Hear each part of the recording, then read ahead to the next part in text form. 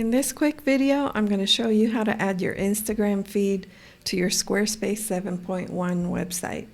Okay, so once you log into your Squarespace site, you're going to head over here, click on Pages, and decide what page you're going to put your Instagram feed on.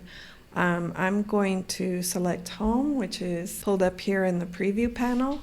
And the next thing you're going to do is click on Edit, and then decide where you're going to place it. I am going to add it here because I've got this sort of prompt right above it. So all you have to do is click on Add Block, scroll down, and you'll look for the Instagram integration. So click on that, and as you can see, it's already pulled up my feed.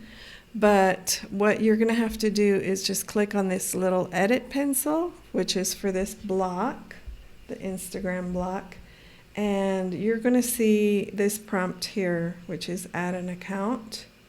So you'll click OK, and a dialog box will pop up where you will be prompted to log into your Instagram account.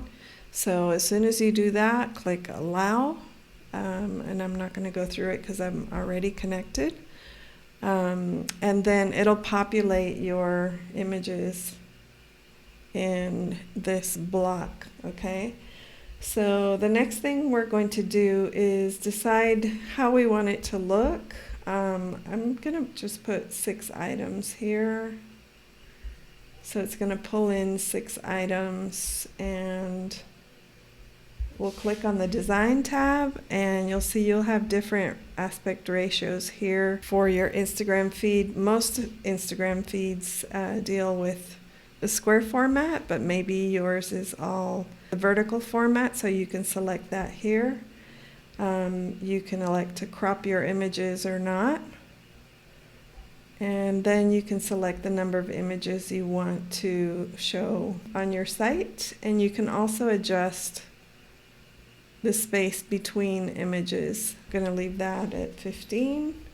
And the other thing we're going to do is click Open Links in New Window. That way somebody can click on this, head over to your Instagram account without leaving your website. Your website will still be open. We don't want people to leave your website, so that's why it's a good idea to click on that. So that's it for that. Make sure you click on Save and Exit, and now you've got the feed here. Now the other thing you can do, of course, you can rearrange this however you'd like in terms of your formatting, right? Maybe you want it to go all the way across, so you can do that and set it up, yeah, so it goes all the way to the edges. So that's how you do that.